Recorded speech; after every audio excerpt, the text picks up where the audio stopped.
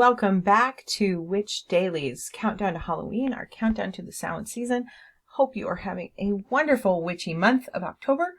We are having so much fun doing these videos, and I am personally getting so excited to get closer and closer to Samhain. I don't know about you. Today, I want to talk to you about etiquette, circle etiquette, and Athame etiquette. So, it may seem a little weird to you that there is an Athame etiquette, but there is, and you should know what it is as we move forward. So, this is an Athame. Some people call it an Athame. It's fine. The way that you know that it's an Athame is that it has two sides that are sharp. British traditional Wicca, there's a black handle. And Gardnerian Wicca, there's some symbols that are carved into the handle. So, that's my Gardnerian Wiccan Athame. The way that you hold your Athame is like this. And I don't know if you remember from the circle casting, but when we talked about casting a circle, we talked about you didn't need an Athame. You could use your fingers like this. This is called the sword mudra, and that's why you use it, because it's like having an Athame in your hand. But you'll notice that when you hold your Athame, you're holding it exactly the same way. So it mimics having the Athame in your hand. Now, most witches use their Athame for all kinds of things. The thing that it's never used for is cutting something that's alive. And usually not something that was once alive. So you wouldn't cut meat with this. You wouldn't cut leather with this.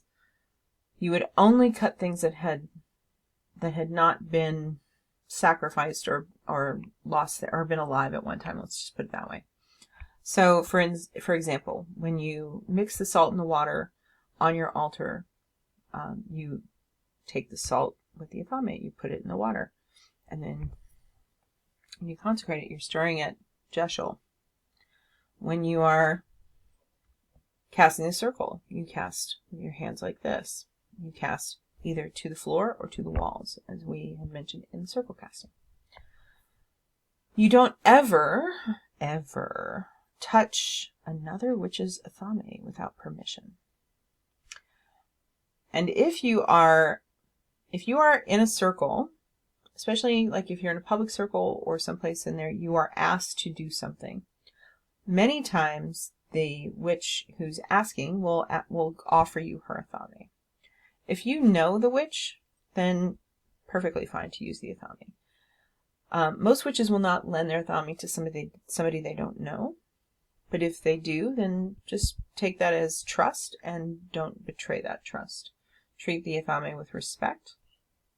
When you handle an Athame, when you pick it up off the altar, you kiss it, and then you put it back down. The same thing happens when you are doing anything in the circle where you use your Athame. Let me give you an example.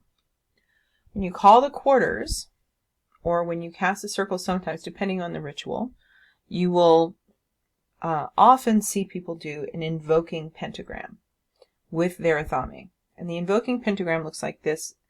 There are different ones for different elements, but this is the basic one. So you start at the top, you go down, over, down, and up. That is an invoking pentagram. So, one more time. Up from the top corner, down to the left corner, over, down, up. That's the invoking pentagram. So, after you do that, and then put it down. Same thing, banishing pentagram, right? Except the banishing pentagram goes the other direction. You start at the bottom, so down at the bottom corner, up, down, over, down, down. Same thing if you are cutting people in and out of the circle, right? If you have cast the circle and people need to come and go from the circle, what you do is you open a part of the circle for them. You let them out. If they're coming back, you wait. You have them come back in. You seal the circle again. Done. The Athame should be a respected tool for you. Don't treat it cheaply. And it doesn't have to be expensive.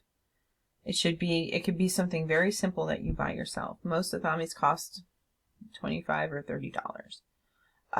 I have seen people who use different materials in their athames. Like there's some beautiful crystal ones, some beautiful selenite, for example, or onyx athames out there on the market, and knock yourself out. I prefer the traditional knife with the metal and the wood handle because it makes me feel more connected to all the witches who came before me. But that doesn't mean that mine is the only way. By all means, if you have a preferred version of the athame that you want to use that. I have been given some beautiful athames in my career, and for the most part, I stick with the one I got as a first initiation gift because it means a lot to me, but that's me. The first athame I started with I don't use anymore. It was when I was like a little 18-year-old witch trying to figure out what witchcraft was. And I have retired that knife in favor of the one that was given to me at my Gardnerian initiation. So, yeah, that's what I use. All right, if you have any questions about athames or athame etiquette, you can by all means reach out and ask us at Witch Daily or Marianne at witchdaily.com.